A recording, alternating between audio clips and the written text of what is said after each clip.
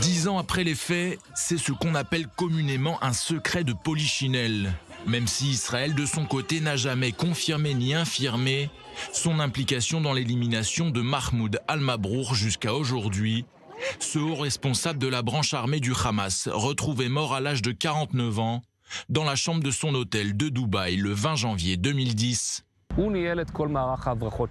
Mabrour a mis en place et dirigé tout le mécanisme de contrebande d'armes du Hamas depuis l'étranger.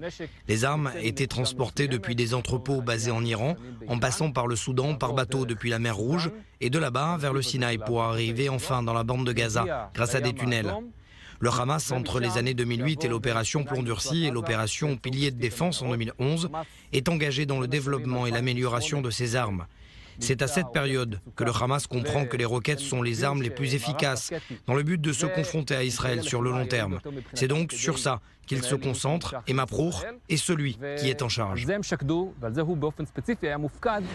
Son assassinat a été déguisé en mort naturelle selon la police de Dubaï, qui a su mettre à jour cette élimination grâce notamment aux dizaines de caméras de surveillance. Ces dernières ont permis de refaire le film des événements, de reconstituer la chronologie du meurtre et d'identifier ses auteurs. Tout ce que nous savons sur cette affaire se base sur des sources étrangères. Donc selon ces dernières et d'après les images de vidéosurveillance qui ont permis de décoder cette élimination, Mabrour est arrivé un jour avant son assassinat dans un hôtel de Dubaï, le Rotana Bustan, un palace du centre-ville dans lequel beaucoup d'hommes d'affaires sont habitués à séjourner. En parallèle, des agents du Mossad, selon ces mêmes sources étrangères, sont arrivés eux aussi dans cet hôtel et ont pris une chambre juste en face de celle de Mabrour. Et ils ont commencé à se préparer en vue de cette élimination. L'élimination du chef de guerre palestinien aura pris moins d'une demi-heure en ce 19 janvier 2010, avec un commando composé de plusieurs membres, divisé en 3 équipes. Une chargée d'opérer directement et d'éliminer Mabrour, une autre en couverture et une dernière en surveillance. Je suis convaincu qu'ils savaient qu'il y aurait des caméras et qu'elles les filmeraient. C'est dans ce souci qu'ils se sont donc déguisés. Ils ont supposé que même s'ils étaient repérés dans les images, la police ne parviendrait pas à les identifier. Mais après 10 jours d'enquête, Dahi Khalfan, le chef de la police de Dubaï de l'époque, lève le voile sur l'identité des membres du commando lors d'une conférence de presse. 27 voyageurs suspects arrivés à Dubaï quelques heures avant les faits depuis la France, la Suisse, l'Allemagne ou encore l'Italie. À l'aéroport, ils présentent des vrais faux passeports, britanniques, irlandais, français et même australiens, en usurpant les identités de citoyens bien réels à la double nationalité. Ils ont dû penser qu'ils ne laisseraient aucune trace derrière eux et que personne ne chercherait à savoir. Mais dans ce cas précis, une erreur a été commise selon moi. Celle d'avoir utilisé des passeports de personnes qui avaient immigré en Israël et donc la vérification des identités a permis de faire ressortir un pays, Israël. Mais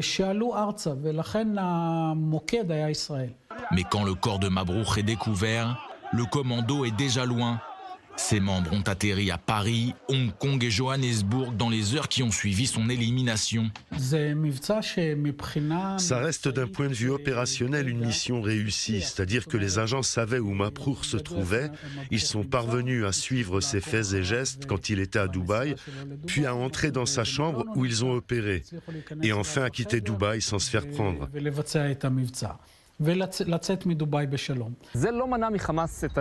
Ça n'a pas empêché le Hamas de trouver des alternatives. Chaque dirigeant qui est éliminé est remplacé par quelqu'un d'autre, qui peut être encore plus extrême. 10 ans après l'élimination de Mabrour, ce que je peux dire, c'est que le Hamas a réussi à se relever.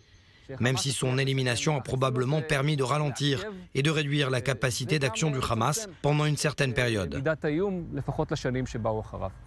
Je n'ai jamais compris les raisons qui poussaient Israël à prendre ses responsabilités dans certains cas et dans d'autres non. Je crois que la politique, d'une façon générale, est de ne pas prendre de responsabilités, encore plus quand il s'agit d'une opération d'élimination. L'élimination de Mabrour restera gravée dans les esprits de tous, même si certains n'hésitent pas à la qualifier de semi-échec. Israël et le Mossad ont effectivement été pointés du doigt par la police de Dubaï. Ces agents supposés ont été identifiés, leurs photos communiquées à Interpol et diffusées dans la presse, bien que les membres de ce commando n'aient jamais été retrouvés.